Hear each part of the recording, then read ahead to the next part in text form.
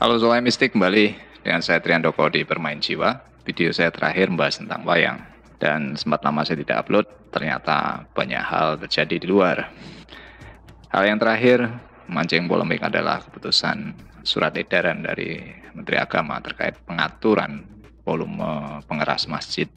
Dan berikutnya secara global adalah perang lagi, invasi Rusia ke Ukraina. Oke, jadi video ini saya akan bahas satu hal yang saya peroleh dari proses mistik. Ini berangkat dari sebuah permainan sebetulnya. Hal ini juga yang membuat saya memberi nama channel Bermain Jiwa ini. Karena pada akhirnya ini adalah sebuah bentuk permainan simulasi kesadaran. Apa yang diramalkan dalam simulasi permainan ini sudah banyak hal yang terjadi dan orang mengatakan hanya ramalan, itu cocokologi, kebetulan saja. Saya akan coba jelaskan dan bahas di video ini supaya kita bisa memahami dari sisi spiritualitas, karena semua tidak ada yang kebetulan. Semua berlaku sebab akibat, dan bedanya ketika kamu berlatih hal-hal yang sifatnya intuitif, kamu tidak kaget lagi. Bingung tetap, karena semuanya kita seperti tenggelam dalam misteri tanpa batas. Tapi dengan mengetahui satu hal secara intuitif, kita sudah satu langkah mempersiapkan apa yang mesti kita respon atau kita lakukan dengan berbagai keadaan. Oke, seperti apa? Kita akan bahas setelah yang satu ini.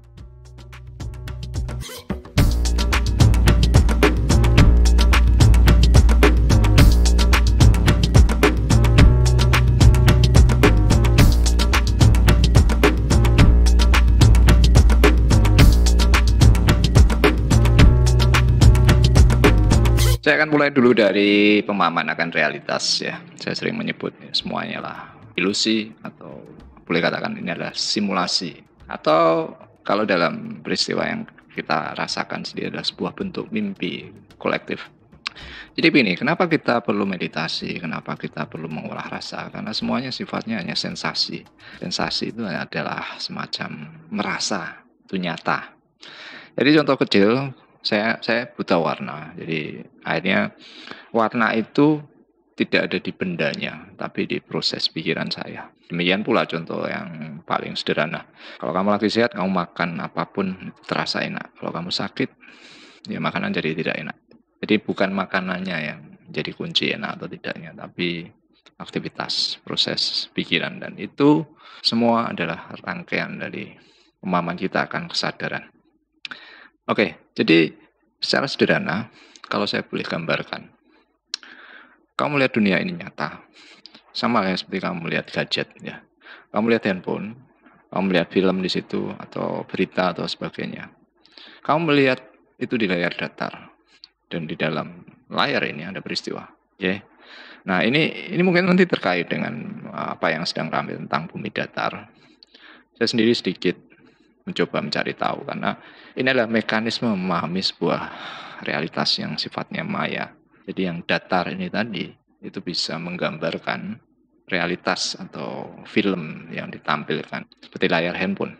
Nah, sekarang ketika teknologi berkembang, kita hanya memakai gadget, itu menjadi terasa lebih nyata karena antara layar dan diri kita tidak terpisah. Dalam tingkat yang selanjutnya dari pemahaman realitas, aktivitas pikiran kita itu ternyata tidak terikat dengan tubuh. Artinya gadget tadi yang dipasangkan ya, virtual reality-nya, dia tidak lagi ada dalam bagian fisik, tapi jadi bagian yang sifatnya getaran. Oke, dan ini terkonfirmasi dengan sekarang kita sudah bisa membaca dari pemahaman secara fisika kuantum. Semuanya adalah tentang getaran. Jadi kunci memahami getaran ini secara teknologi akan bisa mengubah semuanya. Apa yang terjadi belakangan ini adalah suatu bentuk proses percepatan dimensi kesadaran.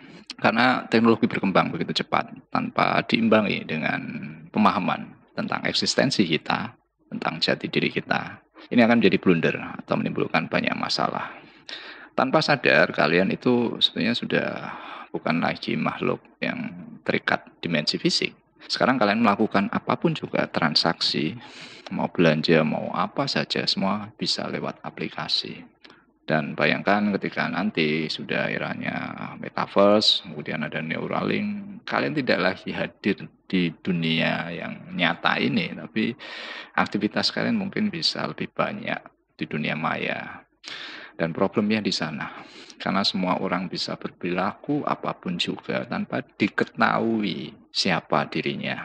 Nah, untuk itu, apa yang terjadi dengan peristiwa belakangan ini sebetulnya untuk menyadarkan dan membuat kita lebih waspada akan satu hal yang mungkin berubah sangat drastis. Dan kalau kita tidak waspada, kita itu sebenarnya diberikan dua pilihan, sadar sebagai makhluk spiritualitas atau sebagai mesin yang dioperasikan oleh teknologi. Maka kasus seperti belakangan yang penipuan investasi, ya kan, semua orang terjebak pada satu hal yang ya seperti rasanya menjanjikan di dunia maya, tapi tidak memiliki dasar dan tidak bisa kita kejar pertanggungjawabannya karena semua menjadi serba mungkin untuk dimanipulasi ketika ada di dunia maya. Jadi ini kenapa saya katakan kemajuan teknologi dari Homo sapiens ini tidak mungkin terlepas dari pemahaman akan spiritualitasnya. Apa yang saya ceritakan ini adalah bagian dari proses mistik saya. Jadi sekitar tahun 2017, jauh sebelum saya membuat channel ini atau menulis status di sosial media. Dari proses pencarian di internet, saya menemukan sebuah permainan kartu namanya Illuminati Card atau kartu Illuminati. Oke, dari apa yang saya proses selama channeling itu, kalau mau saya katakan sosoknya, ya saya seperti cerita tentang Anunnaki dan sebagainya. Tapi saya tidak ingin fokus ke sana. Kita fokus ke informasinya. Jadi waktu itu saya seperti dibimbing. Kalau kamu mau tahu tentang apa sebenarnya yang terjadi dalam kehidupan ini, kamu perlu belajar dari kartu itu. Dan sebenarnya banyak dari kartu itu yang terjadi. Jadi seperti kartu kuartet ya, kartu remi, ada gambar-gambarnya dan beberapa gambar itu terjadi di dunia nyata. Nah, waktu itu sama halnya dengan kebanyakan orang susah mempercayai apa yang sifatnya intuitif. Tapi kemudian saya teringat kembali dan kemarin saya coba buka-buka lagi apa yang sudah saya dulu banyak kumpulkan karena momennya dimulai ketika pandemi. Jadi pandemi itu sebenarnya sudah juga ada di permainan itu. Jadi permainan kartu Illuminati ini adalah tentang bagaimana kamu berperilaku, mainkan skenario kamu itu adalah penguasa dunia. Jadi dunia ini adalah mainanmu. Di situ kamu punya kartu-kartu dengan peran-peran tertentu memainkan kekuatan politikmu untuk mengendalikan dunia ini. Nah, dari kartu ini juga saya belajar sedikit tentang politik. Saya tidak suka politik, tapi mau tidak mau ketika bersentuhan dengan realitas yang sifatnya dimensi spirit, itu tidak terhindarkan. Karena dalam satu eksistensi kita menjalani kehidupan ini, saya juga harus bisa bekerja sama dengan orang. Satu sisi juga saya harus bisa mengalahkan. Jadi ini adalah satu hal yang paradoks. Tapi di sanalah kuncinya ketika kita memahami spiritualitas, ini adalah tentang seni keseimbangan. Oke, ada cerita yang menarik dari lahirnya permainan ini. Jadi permainan ini digagas oleh Steve Jackson. Dia terinspirasi dari sebuah novel tahun 75 berjudul The Illuminatus Trilogy karangan Robert Anton Wilson. Jadi ini mengisahkan sebuah permainan mewakili kelompok-kelompok rahasia yang menggunakan berbagai cara untuk mengatur dunia ini.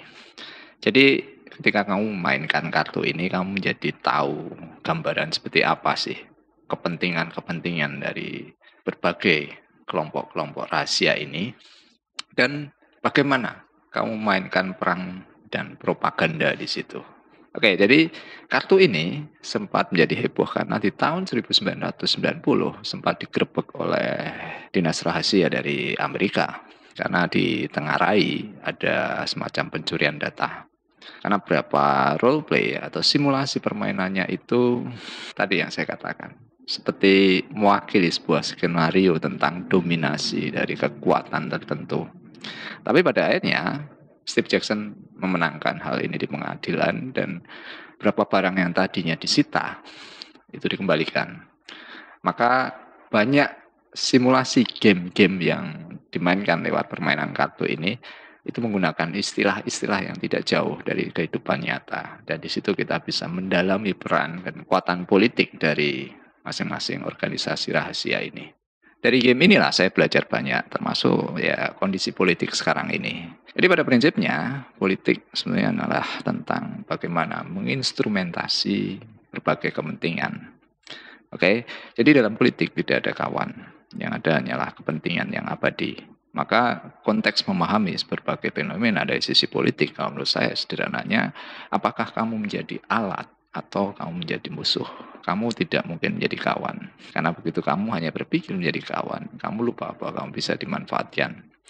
Maka dalam konteks apa yang saya bagikan di video sebelumnya tentang kultus, ini adalah dasar semuanya tentang dominasi dan propaganda. Jadi ketika kamu membangun satu komunitas di mana kamu memiliki kepemimpinan yang kuat, kamu memiliki banyak pengikut, artinya kamu bisa memanfaatkan menjadi kekuatan. Maka dalam realitas yang sekarang bisa kita lihat, agama bisa jadi kendaraan.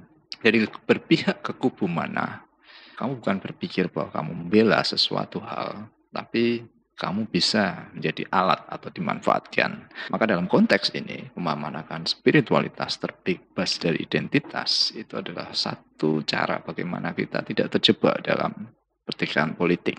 Kenapa? Karena kultus itu dibangun dengan dasar kekuatan massa, pengikut. Jadi harus ada identitas yang mengikat komunitas ini tadi. Dan ini akan menjadi kendaraan untuk apapun juga. Maka baik dari agama, tidak hanya dalam arti politik. Dalam dunia olahraga, kenapa semua bisa dipolitisasi? Karena kultus itu adalah tentang memelihara atau mengumpulkan pengikut.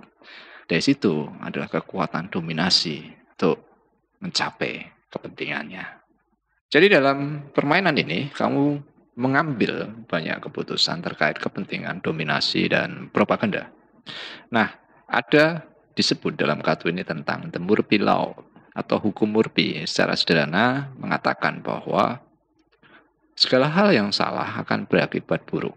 Dan dari sekian pilihan yang mengakibatkan kerusakan paling buruk, itu adalah pilihan yang paling salah. Dan ketika orang berpendapat sesuatu hal tidak bisa salah, itu juga sebuah kesalahan. Oke. Nah, apa poin penting di sini? Ini berbeda dengan kebanyakan orang selama ini diajarkan bahwa orang selalu diberitahukan ini yang benar, ini yang salah. Tapi orang tidak pernah diberitahu lebih lanjut kenapa ini benar. Kemudian orang juga tidak diajarkan berpikir bahwa apa yang selama ini diyakini benar itu juga mungkin salah. Maka ketika orang hanya memahami sisi positifnya saja, ini yang terjadi sekarang ketika orang bisa diperalat dengan agama, ketika orang bisa diperalat dengan investasi, karena mereka tidak paham tentang dasar tadi, bahwa segalanya adalah tentang kepentingan, tentang politik. Jadi apakah kamu menjadi alat atau kamu menjadi musuh? Maka dengan demikian, ini seperti kita belajar spiritualitas, tidak hitam putih. Karena segalanya adalah berpasangan, tapi kita bisa menentukan mana yang paling baik. Oke, jadi saya baru sadar saat itu bahwa apa yang selama ini saya peroleh pun menempatkan diri saya pada pihak mana yang bisa memanfaatkan diri saya. Jadi kalau selama ini kamu merasa tidak pernah dicuci otak, artinya kamu sudah dicuci otak. Jadi dalam simulasi permainan ini ada 10 kemungkinan keberpihakan politik. Jadi 5 pasangan. Dalam realitas kehidupan kita, tidak mungkin kita tidak berpihak. Karena ketika kita eksis ada wujudnya hidup ini, kita pasti punya kepentingan. Dan setiap kepentingan, siapapun yang sama itu menjadi sebuah kelompok.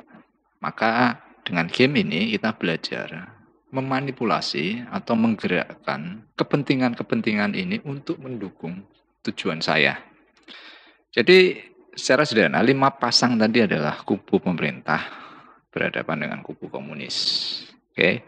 Kemudian kubu liberal kiri berhadapan dengan kubu konservatif atau kanan.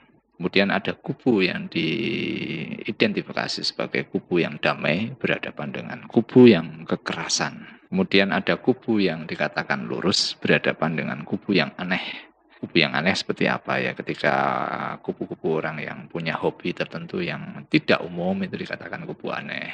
Kubu lurus itu yang normal-normal saja. Jadi ini segala aspek yang terjadi dalam kehidupan. Kemudian kubu yang berhadapan terakhir adalah kubu kriminal dan kubu fanatik. Dari sekian ini yang paling mudah dimainkan adalah kubu fanatik. Karena begitu dia meyakini segala sesuatu, dia bisa digerakkan kemanapun juga. Jadi role play dalam permainan kartu ini lengkap dan kamu bisa belajar banyak dari sini. Oke, berapa bagian dari kartu ini yang sudah terjadi? Pertama kali yang mancing perhatian dari banyak orang adalah kesesuaian apa yang digambarkan tentang peristiwa bom 11 September 2001. Jadi ada satu bagian dari kartu itu menceritakan skenario tentang pengeboman oleh teroris dan pengeboman Pentagon. Salah satu hal yang membuat saya akhirnya membuka file ini lagi, ini ketika kita mengalami pandemi tahun 2020, karena di kartu ini sudah ada gambaran tentang kuarantin, ya, karantina dan epidemik. Dan yang menarik adalah ada satu kartu yang punya kekuatan di situ sebagai lembaga CDC, Central for Disease Control. Fungsi lembaga ini ada dua hal, jadi memberi bantuan untuk riset virus sekaligus bisa digunakan untuk melepaskan virus itu sendiri. Oke, jadi ini akhirnya saya buka lagi karena waktu itu saya hanya mendapat gambaran, saya pernah temukan juga cuma waktu itu saya tidak bookmark satu rencana yang mungkin mempercepat di awal tahun 2020. Nah, kejadian baru saya teringat setelah pandemi ini kita alami sendiri dan kita melihat itu sudah ada dalam bagian satu kartu. Kemudian yang lagi marak belakangan tentang cryptocurrency atau digital currency. Banyak orang kemudian berlomba-lomba untuk berinvestasi ke sana. Di game ini, game yang keluar tahun 80 sampai 85, sudah ada gambaran skenario permainan tentang digital currency. Jadi di situ keterangannya adalah bagaimana mencuri uang lebih cepat dengan teknologi baru. Dan seperti biasa kita mungkin gagap teknologi, jadi banyak hal yang mungkin orang tidak sadari. Kelemahan-kelemahan ketika kita bertransaksi di sisi kelemahan-kelemahan ketika kita menggunakan transaksi secara digital. Dan akhirnya banyak yang termakan jadi korban. Skenario lain dari permainan game ini adalah menciptakan ketidakstabilan global. Jadi ketika situasi tidak terkendali, penuh ketidakpastian, secara insting kita pasti berusaha menyelamatkan diri. Maka tantangannya adalah mengatasi ketakutan dan bekerja sama keluar dari masalah. Jadi ini skenario gamenya. Kemudian skenario untuk secara politis, golongan yang dikatakan aneh, nanti pasti di luar sudah ada perkawinan gay ya. Ini untuk memancing golongan lain yang sifatnya ideologis, fundamental, secara religius, secara agama untuk bereaksi. Karena pasti ada ketakutan akan menjelang akhir zaman, ya, tanda-tanda kerusakan. Jadi ini semuanya tentang konflik yang dikelola untuk menumbuhkan kesadaran. Kemudian ada skenario tentang reformasi kesehatan. Jadi ada saatnya mungkin nanti ongkos kesehatan jadi begitu mahal karena pandemi bisa saja nanti berulang. Ongkos bagaimana menyelamatkan diri dari penyakit segala macam menjadi sebuah kebutuhan yang harus dipenuhi. Maka dari situ akan ada saatnya sampai biaya kesehatan itu begitu mahal karena produksinya terbatas dan kebutuhannya sangat besar hingga pada satu saat kita kesulitan membiayai. Jadi ini tentang kemandirian suatu negara mengatasi sebuah tantangan penyakit, di mana contoh kasus seperti kita punya vaksin pun kita masih bergantung walaupun kita bisa memproduksi sendiri. Kalau sekarang kita mendengar anggaran belanja untuk militer itu begitu besar, nanti pada saatnya akan ada pemotongan karena itu tidak lagi dibutuhkan. Kemudian kalau dari kartu ini seperti ada jasa subkontrak ya, outsource untuk pertahanan, jadi tidak perlu membeli senjata. Kemudian terkait dengan dunia media ya, ini tentang infotainment. Jadi skenarionya adalah memelihara berita-berita yang sifatnya menyenangkan, menggembirakan, memberikan mimpi, janji-janji, ini akan mendapatkan rating tinggi. Sementara media yang memberikan berita yang sifatnya jujur atau menginspirasi dan sebagainya tenggelam. Mereka hanya mendapatkan penghargaan, tapi akhirnya tidak akan bisa bersaing di media secara global. Kemudian ada kartu The Weird Become Pro. Jadi beberapa hal yang terkait hobi yang mancing polemik, mancing kontroversi, diberikan peluang untuk tampil dan orang akan melihat ini sebagai celah profesi baru.